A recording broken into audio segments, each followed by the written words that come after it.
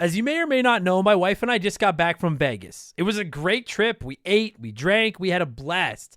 But then we got home and looked at the credit card, and I gotta say, it doesn't matter how much fun you're having, $25 for a drink is a ripoff. Frickin' Vegas.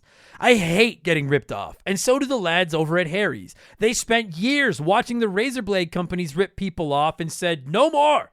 Not all heroes wear capes, my friends, and they want to prove that they're legit by offering you hot dogs a $13 trial set for just $3 at harrys.com/RTG. I've been telling you about them for months, and I'm genuinely proud to have Harry's as a sponsor of this show. I wasn't kidding. The plastic, futuristic-looking crap razors you get at the store are overpriced and they're poor quality. Harry's blades are crisp, clean, and classy. They're the kind of razor you'd expect your grandpa to have on his bathroom counter. And most importantly, they work. Shave after shave, they're so smooth, they're precise. I used to go through the crappy store blades all the time, but Harry's are built to last. And they're not just better quality than the other names, they're more affordable. And they deliver. Just set your schedule, and for as little as $2, new blades, shaving creams, lotions, everything you need, right to your door when you need it. I genuinely cannot think of a reason not to try Harry's. And I'm not just saying this because they're sponsors. They're the best shaving supplies I've ever used. Try them out, and if you're not happy, your shave's on them. And unlike the other subscriptions, they're really easy to cancel if you want to too, which is a nice bonus, but believe me, you're not going to want to cancel. Getting ripped off isn't funny. Switch to Harry's. Get started with a $13 trial set for just $3 at harrys.com/RTG. That's harrys.com/RTG for a $3 trial set.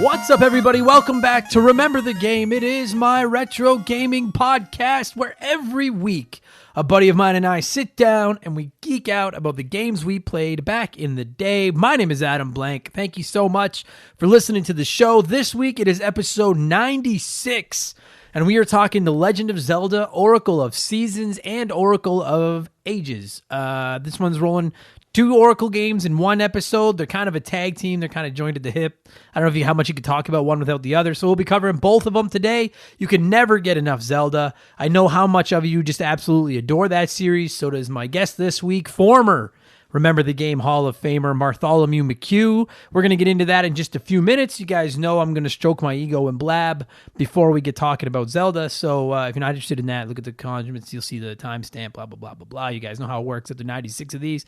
First off, congratulations to the Super Nintendo Classic Super Castlevania 4, which won this month's Patreon poll, beating out Medieval, which was its runner-up. I might try to cover both in the next couple months because a lot of you seem to really be interested in Medieval as well. Speaking of that, you guys, I got to talk about the Patreon for just 30 seconds. As you know, we had to get rid of our Patreon prize draws. It's against the rules. We're not allowed to do it anymore. But I still have a Nintendo Switch Lite to give away. I've been posting pictures of it for episode 100. The draw will be open to all of our listeners, not just our Patreons. Details will be available beginning on next week's episode as we lead up to episode 100 on June 10th.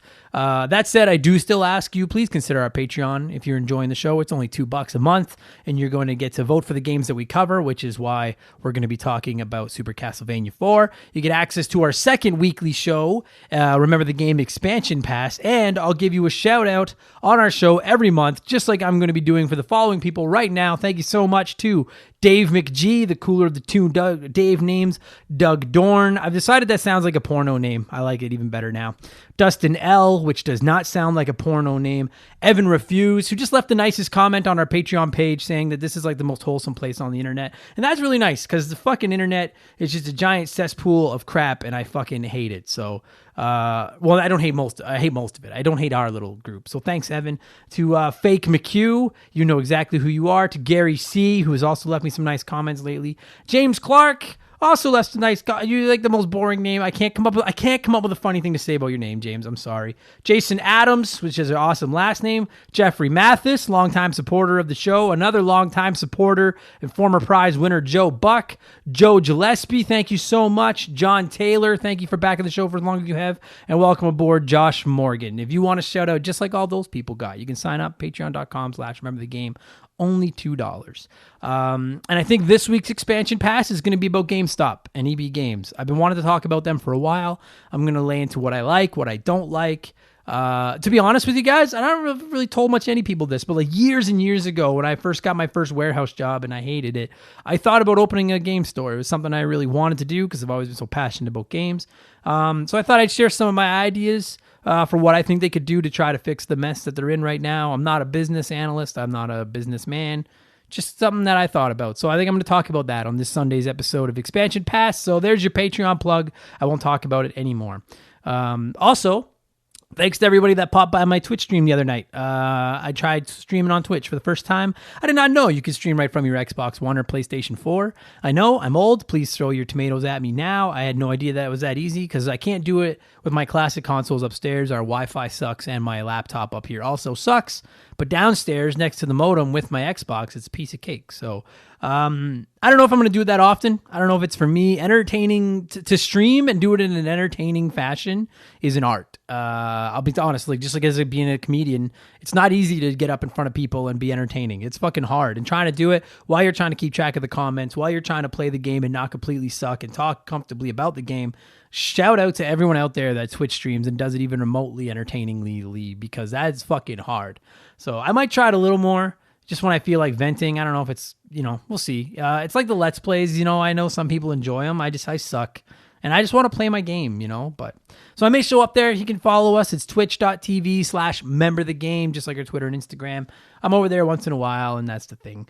That's my self-indulgent plugs. Let us get into the news. A couple of things I wanted to talk about. Microsoft had their first Inside Xbox digital presentation last week. They're going to be doing a bunch of them monthly leading up to the launch of the Xbox Series X.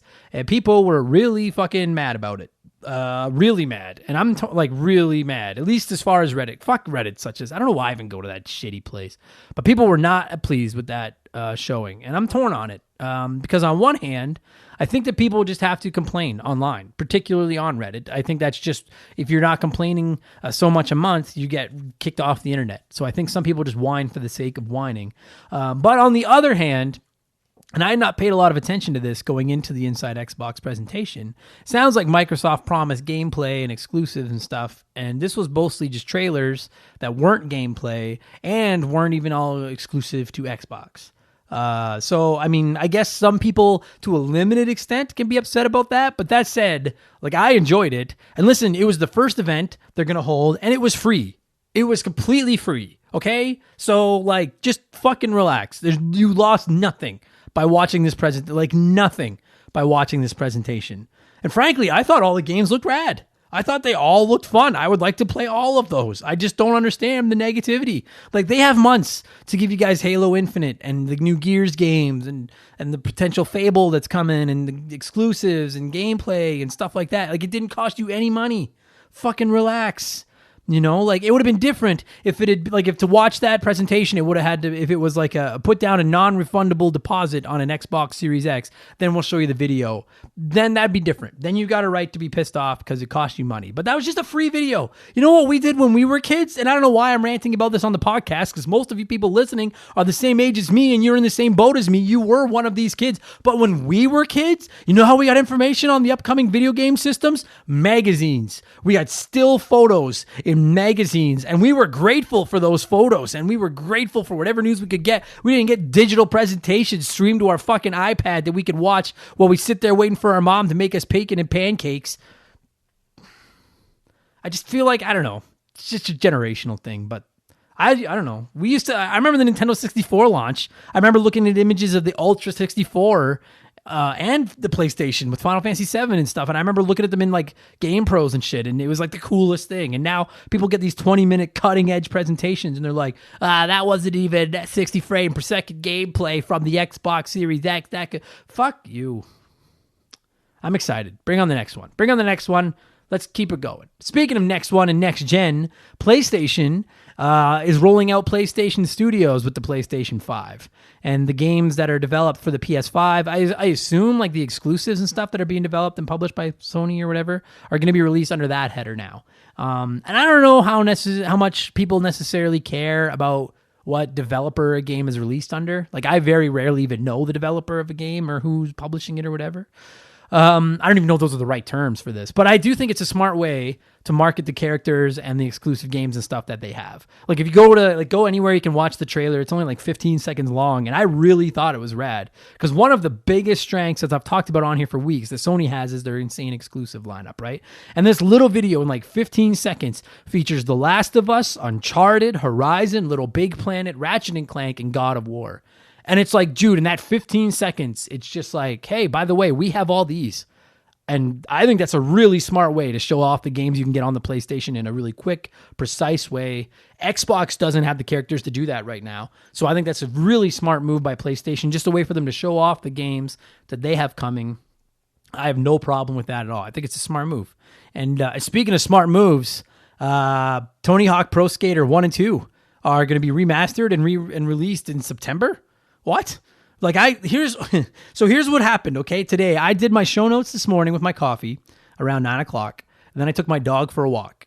And, when I got back from our walk, which was like half an hour, and she just looked at me cause she heard that word. But when we got back, the internet was blowing up and apparently they had released news that they're releasing Tony Hawk Pro Skater 1 and 2 again.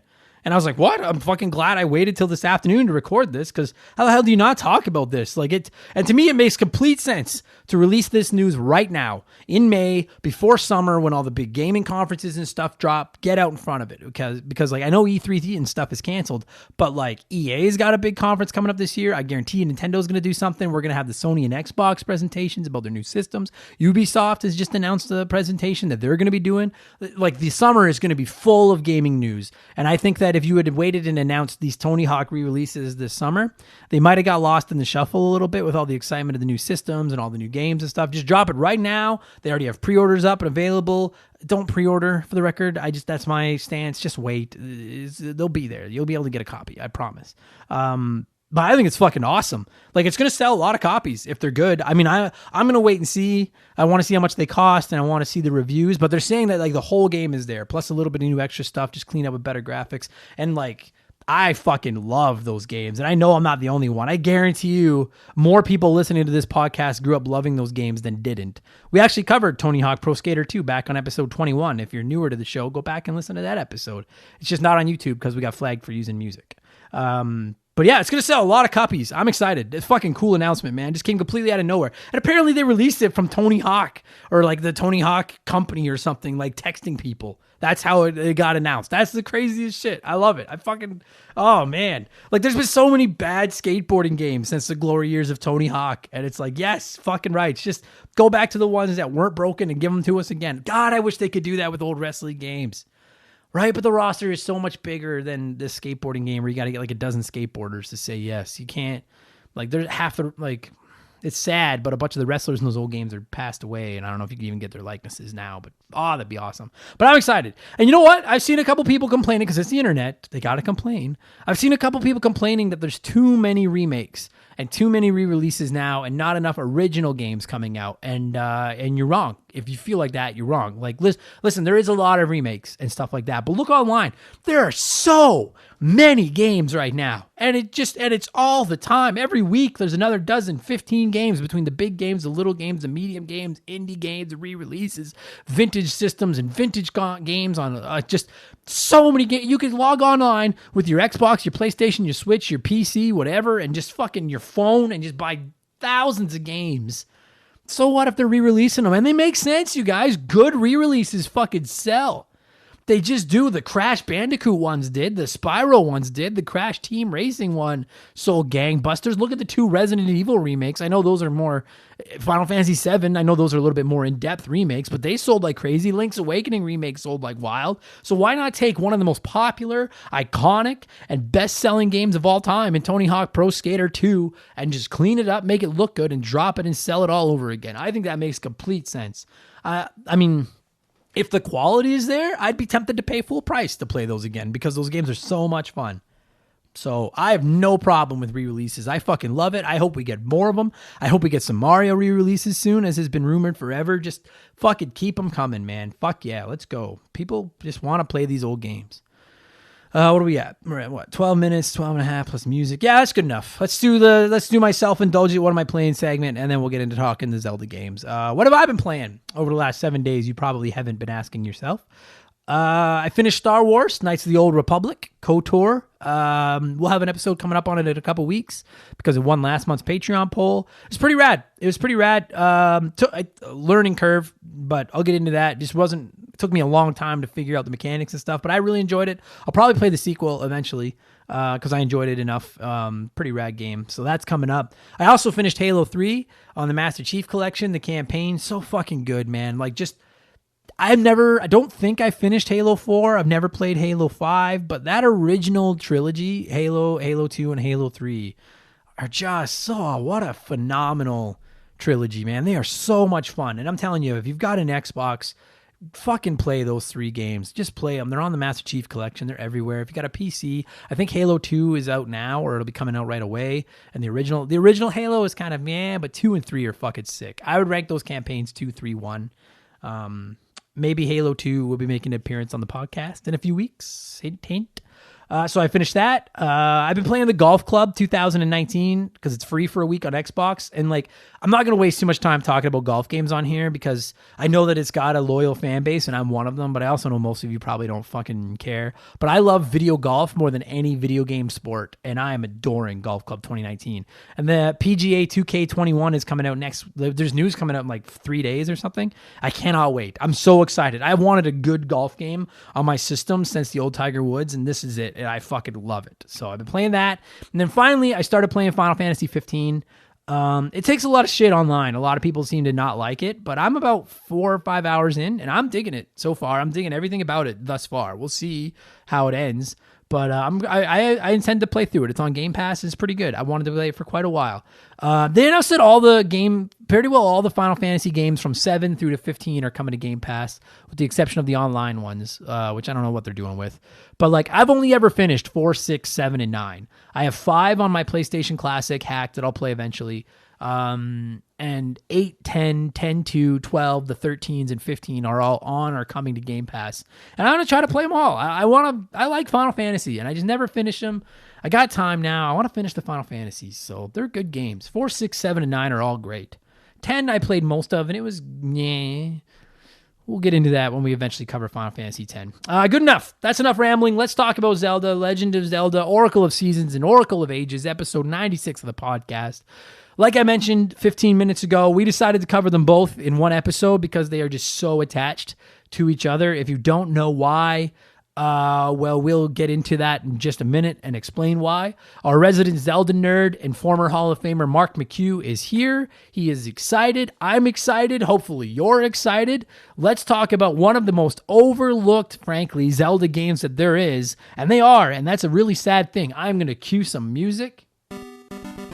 And we are going to talk about The Legend of Zelda, Oracle of Seasons, and Oracle of Ages, which both released in North America way back on May 14th, 2001. Kick back, relax, wash your hands, and let's talk some Zelda, you guys. Here we go.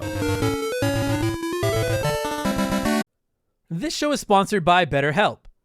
Everyone that listens to this podcast knows about our illustrious CEO, my dog Molly. But the other silent partner behind the scenes is my wife. And let me tell you, my friends, a 17-year relationship with another person that has to talk to and live with you is a lot harder to maintain than one with a dog. We've had our ups and downs, and as you all know, a relationship isn't all sunshine and rainbows. They can be a lot of work. You get out what you put in when it comes to relationships, and talking to a therapist can be a fantastic way to put in some work. They can help you work through your issues, learn to communicate better, and even just provide you with an ear to bend when you need it. I've talked to my therapist about my relationships, especially when it came to my stand-up comedy career and how much I was away from home, and they helped me work on ways to keep my relationship strong even when I was out on the road. It turned out our relationship was actually better when I was out on the road, but that's a story for another day. And I know, right? Therapy. Who has the time these days? BetterHelp hears you, and they're making it easy. Fill out a quick form online, and they'll match you up with a therapist that suits your needs and that'll work around your schedule. You pick the meet times, and you can get your therapy fix from anywhere, over video, phone, or just chat. Become your own soulmate, whether you're looking for one or not. Visit BetterHelp.com/rememberthegame today to get 10% off your first month. That's BetterHelp, HELP.com/rememberthegame.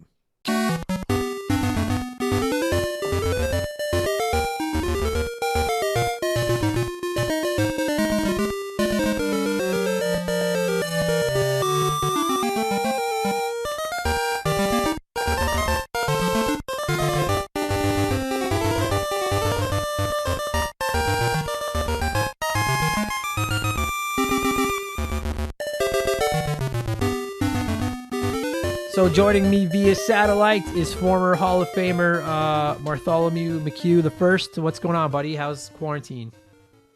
Oh, it is what it is. Yeah. Playing a lot of video games. It's pretty great. Dude, it's pretty great, actually. Yeah, it's I really... know that, people dying isn't okay, but, I'm really liking the amount of games that we're, required to get in now. It's been, I don't know what I'm going to do, when I, when life goes back to normal, which is obviously a great thing because everyone's healthy, but I'm like, what am I going to do when I don't have time to play 12 hours of video games a day anymore? It's going to feel like the last day of summer, I think, when they're just all right, everyone back to work tomorrow. I'll be like, I had all this stuff I needed to do. Yeah, you're probably right. Dude, I can't even tell you how many times I've gone on the road for comedy and been like, fuck, I'd love to just stay home this weekend and just hibernate and drink whiskey and play video games. And now it's like, hey, for the next 3 months, just hibernate and drink whiskey and play video games. Hey, all those road trips you had planned? Yeah, those are gone. You're staying home. I'm like, all right. Yeah, could be worse. That said, I hope everybody, hopefully by the time you guys are hearing this, it's over. I don't think that's going to be the case, but hopefully it's over. If not, I hope everyone's staying safe and washing your hands. And clean your controllers. If you fucking share your controllers with kids, clean your controllers because those little Petri dishes fucking are disgusting. That's the thing that I'm doing now that I've, never really paid that close attention to before in my life. Or I don't let my controllers get disgusting, but at the same time now I'm like, okay, I really need to get into the edges of some of these controllers. Yeah. Well, I've because I don't share mine with nobody else touches mine. My girlfriend won't touch them, but I take the Switch into the bathroom occasionally. So now that one's got to be cleaned pretty right. I should have been cleaning it already, but I don't know. I'm a pig. So, anyway, speaking of video games there's our segue. Speaking of video games that you could play in the bathroom. That is a radio DJ quality segue. You used to do that, right? That's a radio quality segue. That was pretty good. Coming up in 7 minutes, a game you can play on the toilet. Yeah. All right, that's better than the joke I was going to make, so I'll just shut up. We were talking The Legend of Zelda, Oracle of Seasons, and more than likely by default, Oracle of Ages. We were talking about this right before we came on the recording here. Originally, the plan was Oracle of Seasons. It's really hard to talk about one without talking about the other. Yeah, and I don't know if there probably is enough meat on the bone for each of them to have their own episodes, but the simple bottom line is that as the host of the show, I haven't played Oracle of Ages. And I don't have a 3DS or a Game Boy or any real way to play it because Nintendo doesn't do that. Although that said, I was thinking about this today, and you and I might have talked about this during the Link's Awakening episode, but where the fuck is our remake of these? I think this is what's coming next. Oh, that'd be so sick.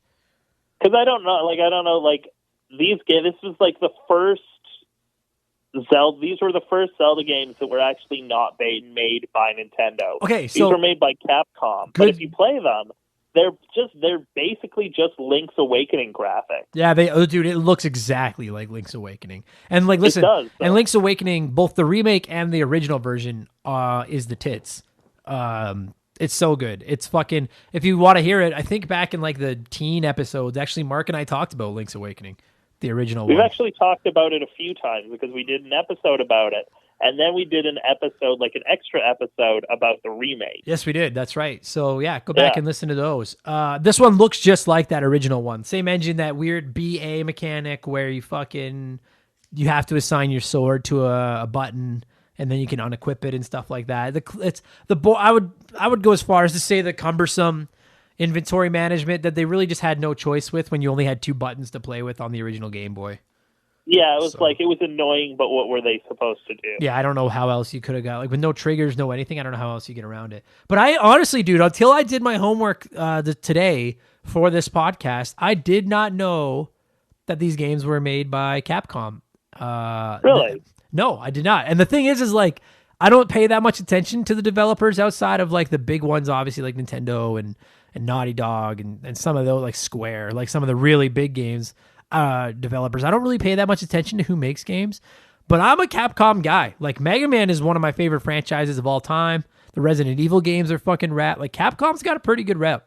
Like, well, like after these games, these were pretty good games, but after this, they went on to make another Zelda game called the Minish Cap, which is one of the best handheld Zelda games. I never played that one, but Capcom made that too. Really? Yeah. How in the fuck? If you have a way to play it, definitely do it. Yeah, I don't. It's not on Switch yet. I'm sure it will be eventually. How the fuck? Eventually, yeah. Does Capcom, who have all these big franchises of their own that they could be working on, how did they get Zelda? Like, I would love to. I gotta have to do some homework into that. Like, unless you know, like, does Nintendo go to Capcom and they're like, hey, listen, we're busy. You guys have a decent track record. Do you want to make these? What originally happened was Nintendo went to Capcom. And they're like, we want you to remake the original Zelda game. We want you to remake Zelda 1 for the Game Boy Color. And then they started doing it. And then they ran into some issues. And they're like, well, what if we made brand new games? And what originally these games were supposed to be is this was supposed to be a trilogy of games that you could play in any order. Like, so you'd buy, but would you, like, okay, I guess it's hypothetical, but like, would you have had to buy, like, you have to buy both these games separately? Like, you do, yes. And that's like, and like the lucky thing is they are pretty good self-contained games by themselves. Agreed. But when you play them together, then like once you beat one, you get a code and it's like, oh, and then like plot stuff is changed in the next game, and you can play them in either order. Like you don't have to play one and then the other. So then like plot stuff, and then like you get to fight Ganon if you beat both of the games. Oh, so then did you know what the plan was for the third one? Like, would it have been the like finale to these?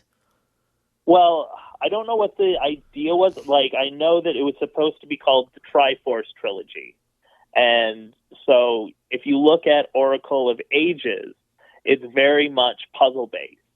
So that was supposed to be like the thought there is that was supposed to be representing the Triforce of Wisdom. And if you look at Oracle of Seasons, so it's very combat based. Right. A lot of there's still puzzles, but a lot of the dungeons are very focused on combat. Right. So it was going to be the Triforce of Power. So I don't know what the third one was supposed to be. What a cool idea. I never knew that. That's a really cool idea. Like if it had been like okay, because like I never played Ages, but yeah, Seasons, like when I was reading reviews of Ages and stuff in like preparation for this, like you said, yeah, like Ages was very puzzly, as Seasons was more classic hack and slash, like that combat style of Zelda.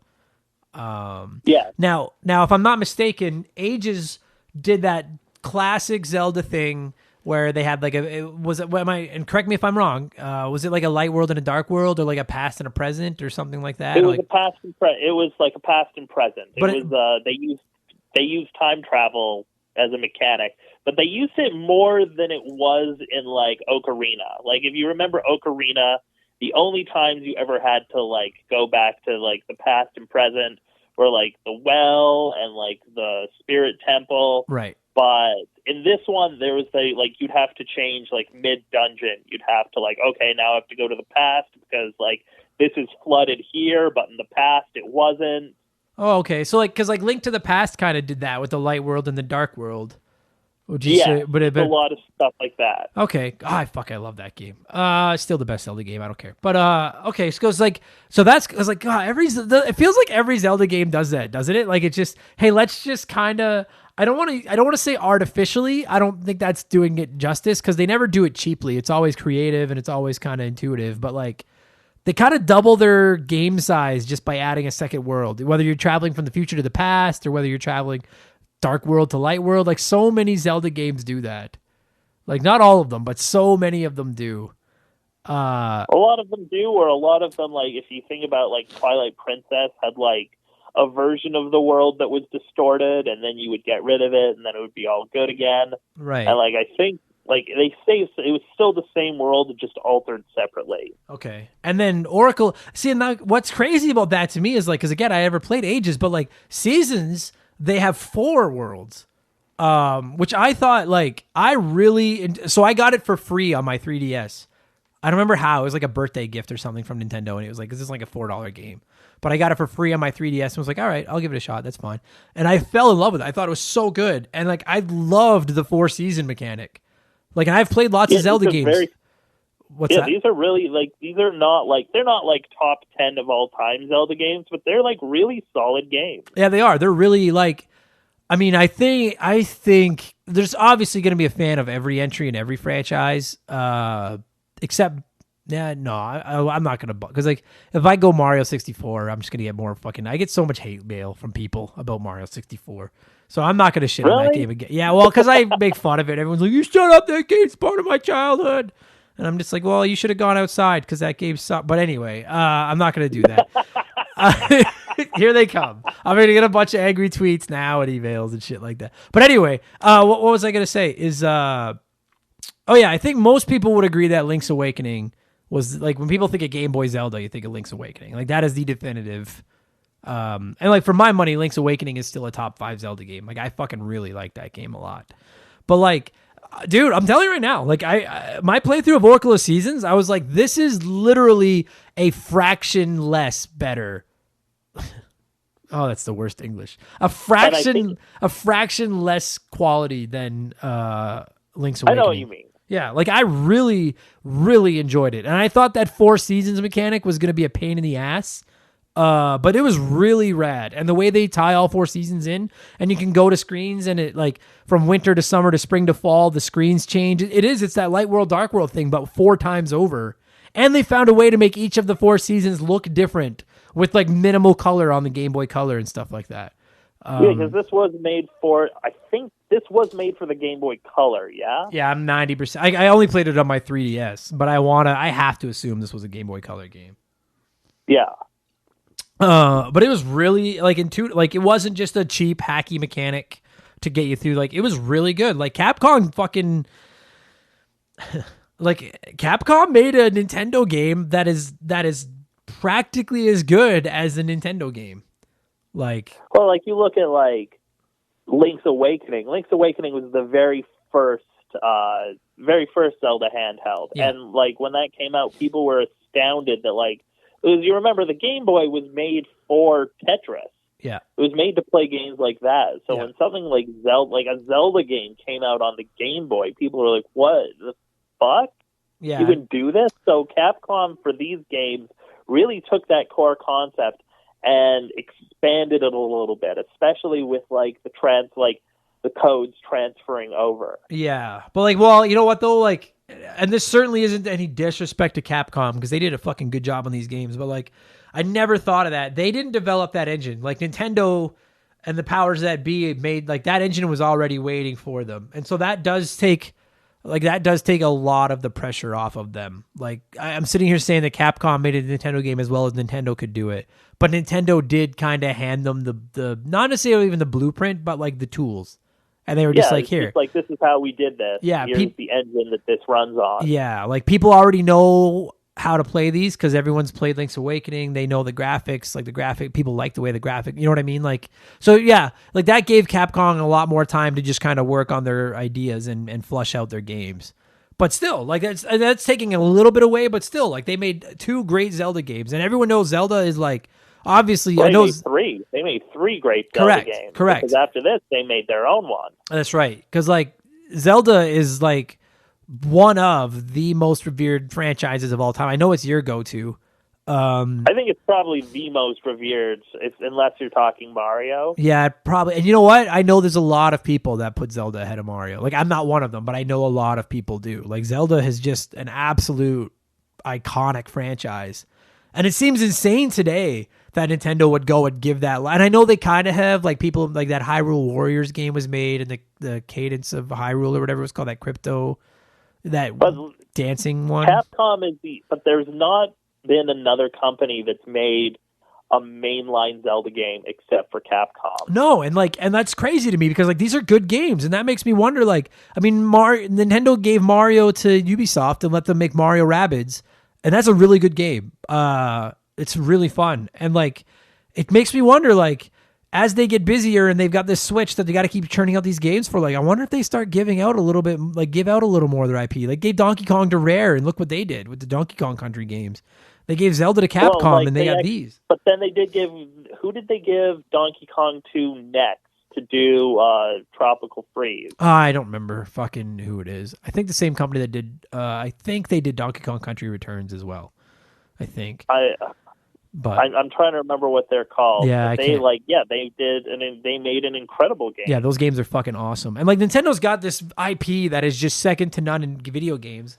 And like stuff like this just makes me wonder, why don't I get that like I don't think one bad Mario game would sink Mario because they already did one with Mario 64. And I don't think that one bad Zelda game and I don't think that one bad Zelda game sinks the franchise because they've done that too.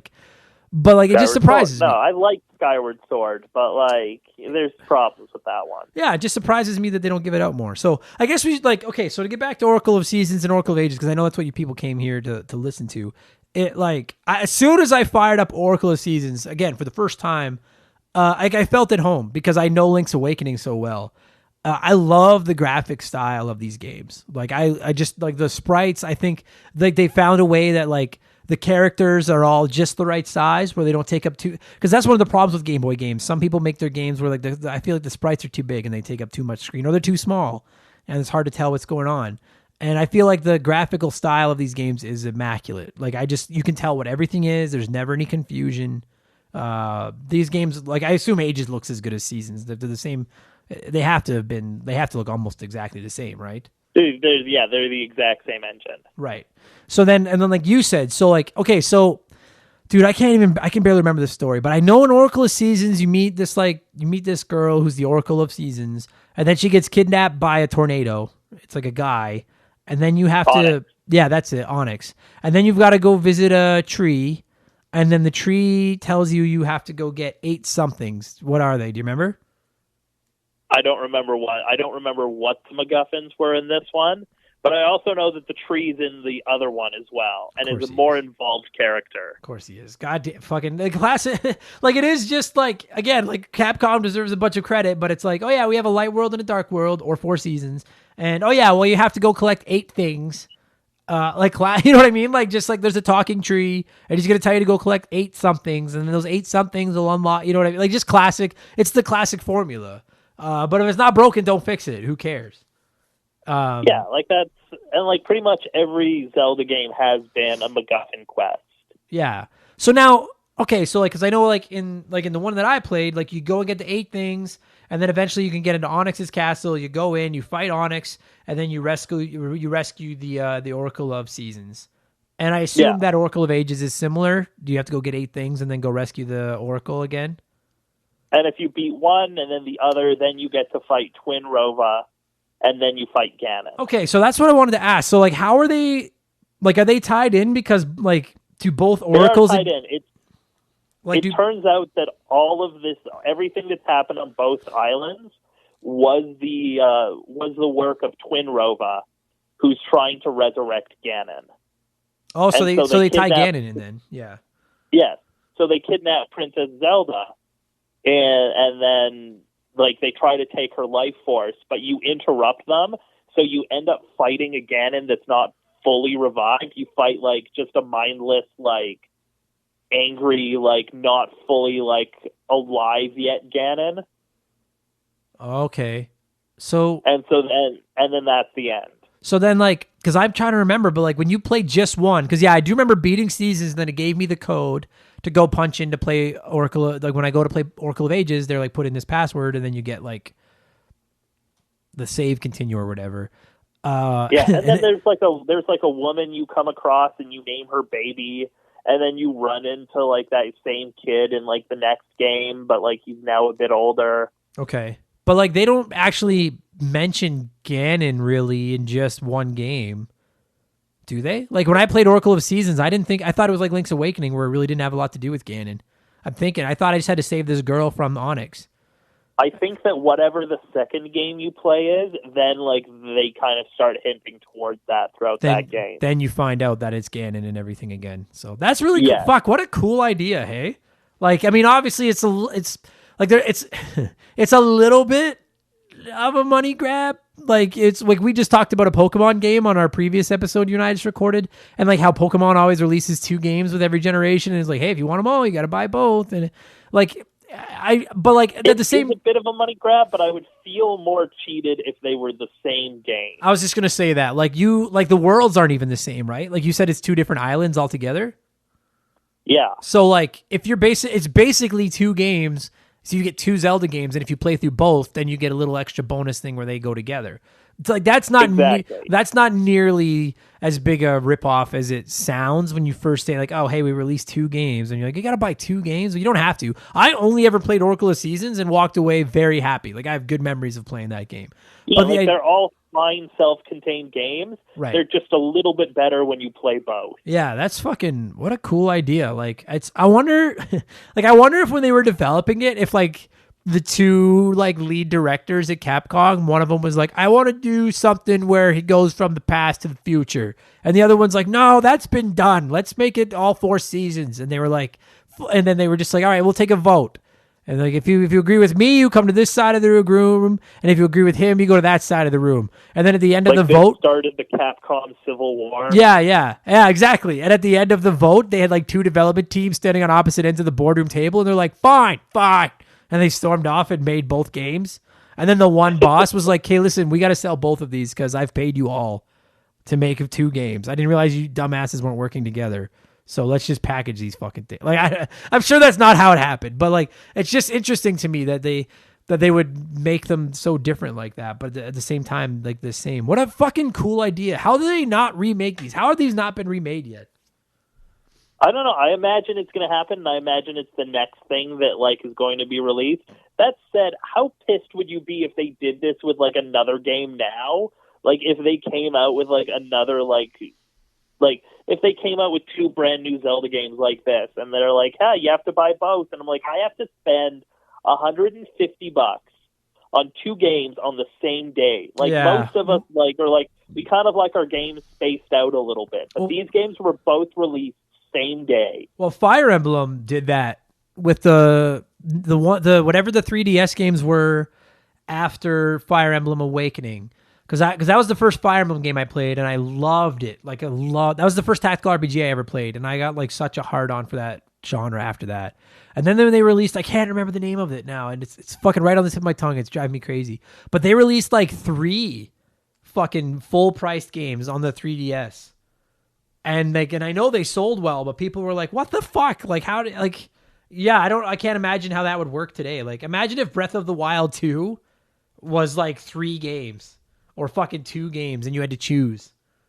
And or imagine that they released every version of the Final Fantasy remake, like every piece of it all together, but they were all $80 games. Oh yeah, well I guess they are fucking doing that, kinda. Other than not doing it they together. They are, but they're not. At least they're spacing it out. But is it not even more fucked up that they're spreading it out, and we're like, oh well, that's okay. Like as long as I don't have to, you know what I mean? Like even that irritates me. Because it's clearly, like, I don't give a, like, we're not talking Final Fantasy 7, we're talking Legend of Zelda. But you cannot convince me that game is so big that maybe I'll play it and then there'll be so much meat on the bone that I'll be like, oh, okay. But, like, fuck off that Final Fantasy 7 is too big to put in one game. Kiss my ass. So, I'm really thinking that it's going to be like The Hobbit, where, like, you remember when you went and saw The Hobbit, and you're like, this isn't a movie. Like, especially that last Hobbit movie was like, this is the end of a movie that they've stretched out for 2 hours and made me pay another $12 to see. Right. Fuck this. Yeah, and like you're right. I feel like Final Fantasy is going to be a lot like that. Yeah, I hope not. I mean, I'm going to buy it. I'm a bitch. Not, like I'm an idiot. I'll buy it, but that first game, it's just the first section of the game that they've stretched into its own game. Yeah, the thing I'm most interested in the reviews for that is how long this game is. Like, I want to know if it's a 30 or 40. If it's a 30 or 40 hour game and it's not all just fluff, then I'm like, okay. Like, I'm totally down with more backstory. I found the story to Final Fantasy VII confusing. Like, if they could put more meat on there, that's fine. The demo is pretty sick. Yeah, so we get back to Legend of Zelda. If they did remake these games and re-release them, because again, now the engine is there, much like they used that engine from Link's Awakening to make Oracle of Ages and Oracle of Seasons, the remake, and I fucking love the Link's Awakening remake. Like, I love it. It looks so gorgeous. I love the way it played. If Nintendo came out tomorrow and was like, I would not buy 2 copies. If they released them both at full, they would have to be released on the same cart. Yeah, if you release one cart, even if it was like, because I'm one of those digital people, so I'm fine with it. But even if they released it, whereas like you could buy one and then the other one is a download, I know some people get mad at that stuff, but like I'm not paying $80 for Oracle of Ages and $80 for Oracle of Seasons. No, which is funny. Not. Although that said, I paid $80 for Link's Awakening, so I don't see why I have an issue with that. But like, you know what though? Because I literally was just gonna say that. I was like, yeah. I mean, I just paid full price for one Game Boy game originally, but the thing is like the games are like connected, and I'm like, this needs to be released as a pack. That's it. Like, I would expect them as a pack, and like, yeah, you're probably like, if you had to bet, would you bet that they're coming in the next couple of years? Do you think it happens? Do you think that those two games have a big enough following? I think it's been discussed at the very least.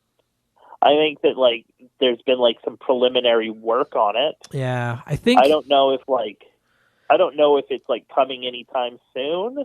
Yeah, it might be like looking at what they have coming over the next little bit. If like the leaks are to be believed, this year is going to be all about Paper Mario. This year is going to be all about Mario. Fucking right, but it's also his birthday. Yes, and then my guess is next year is going to be all about Zelda. Yeah, it could be. Because, dude, listen, like, Mark, imagine, because Nintendo's not doing E3 now, right? E3 shut down. But let's say Nintendo comes out with a big presentation where they announce all these Mario games, and like, oh yeah, we also have some information about our other franchises. And then anything Legend of Zelda shows up, and it's not Breath of the Wild 2, you are going to have riots in the streets. People are going to be like, well, no, you're not, because no one's leave their house for the first time. Yeah. I was just going to say, you're not going to have riots in the streets because no one's allowed to go in the streets. But you'll have people yelling from their windows, like, no! Like you've got to get Breath of the Wild out, Breath of the Wild 2 out before you worry about remastering Oracle Ages or Oracle of Seasons. Unless they come out and say, like, hey, we gave it to Capcom. Because I think Capcom's came out and teased they're working on like 5 new games or something, and they haven't said what they are. I want to say it's Capcom. Some developers recently said that they're working on a bunch of games and no one knows what all of them are.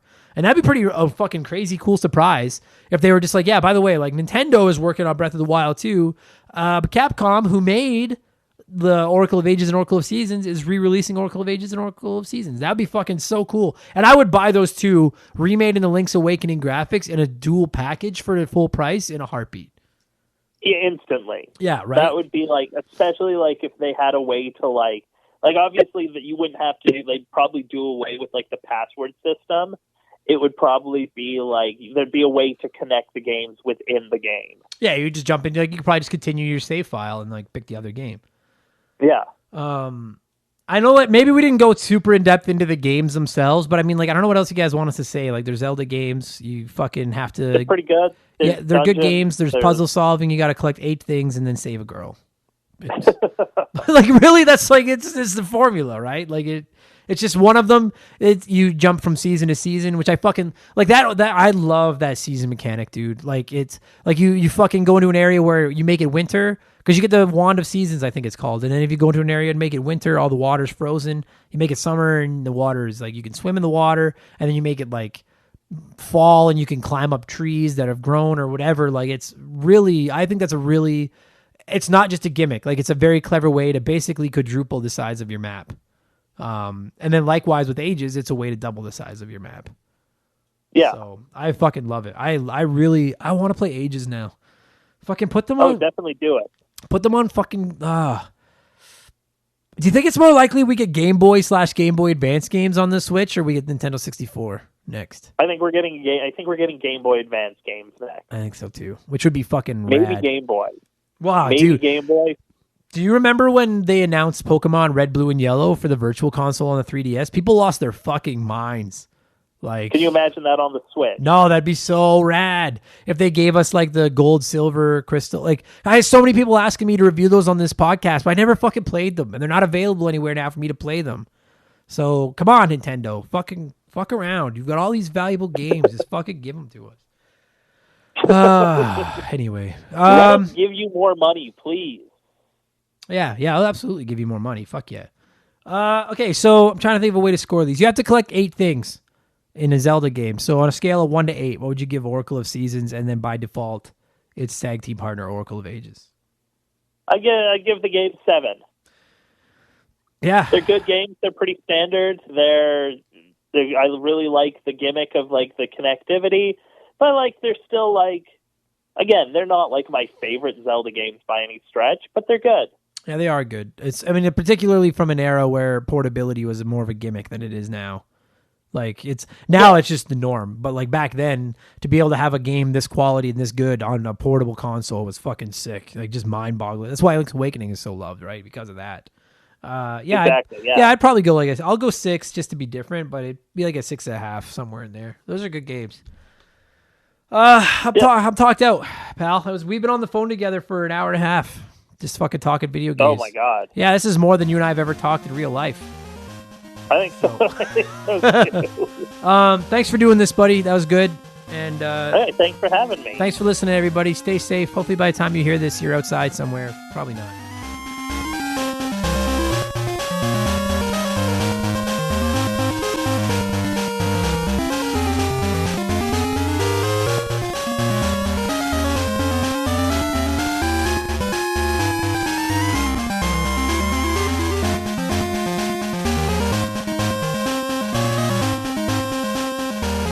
And that's going to do it for this week's episode. Mark McCue, thank you so much for coming. No, you didn't come by. You called me. Thank you so much for calling and talking Legend of Zelda with me. I really appreciate it. And to every single one of you, ladies and gentlemen and kids and whatevers that are listening to the podcast, thank you so much for listening to our show. I really, really appreciate it. If you are enjoying it, please consider patreon.com/rememberthegame. It's only $2. You get extra podcasts and a bunch of stuff. And tune in next week. I will be revealing details on how we are going to be giving away a Nintendo Switch Lite to one of our listeners. You don't have to pay to win. It is going to be open to everybody. I'm really excited to be able to do it. Follow us on Twitter and Instagram @MemberTheGame. We'll follow you back if you don't look like a complete spam account. And with all that said, I will talk to you again on Sunday when I break down GameStop, EB Games, and what I think they could do to try to not completely sink right away. And I'll be back on Wednesday with episode 97 of Remember the Game. Take it easy, you guys. Wash your hands, clean your controllers, look out for big hornets, and I'll talk to you again soon. Cheers.